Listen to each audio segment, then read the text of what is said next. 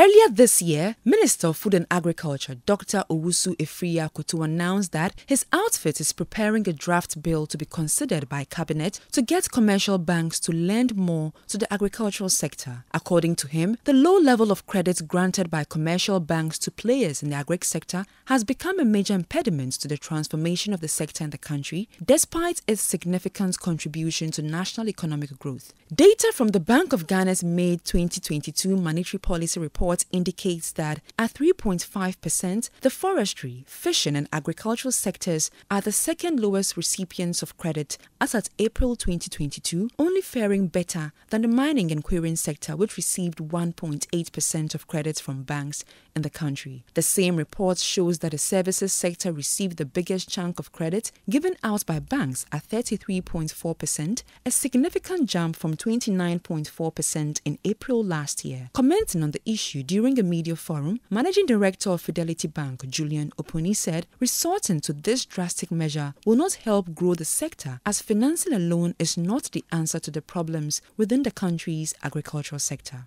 Funding, money, is only one of the inputs to create a strong agricultural sector. And so I think, in my opinion, the conversation is not just about money. So if banks are either incentivized or knocked to do lending to agric sector, to ensure that that lending is safe, we need to create a stronger agric sector support infrastructure or ecosystem. And so I think that conversation needs to be a lot wider. We need policy to support. We need regulations to support. We need the funding. We need different sources of capital to do long-term support. For instance, if you're going to go into agric and you're going to invest in, Atta mentioned about most deposits are short-term. If I decide to go into mango farming from scratch, how long does it take before I get my first crop? So you need to create patient capital. So it's not the ingredients around that is not just that.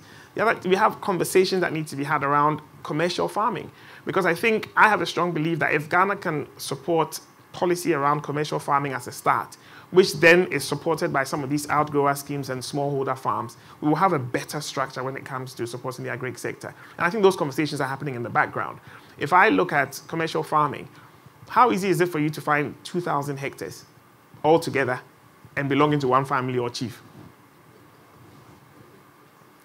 So the conversation is a lot more than about the money. So obviously we welcome a conversation. Funding is one of the things.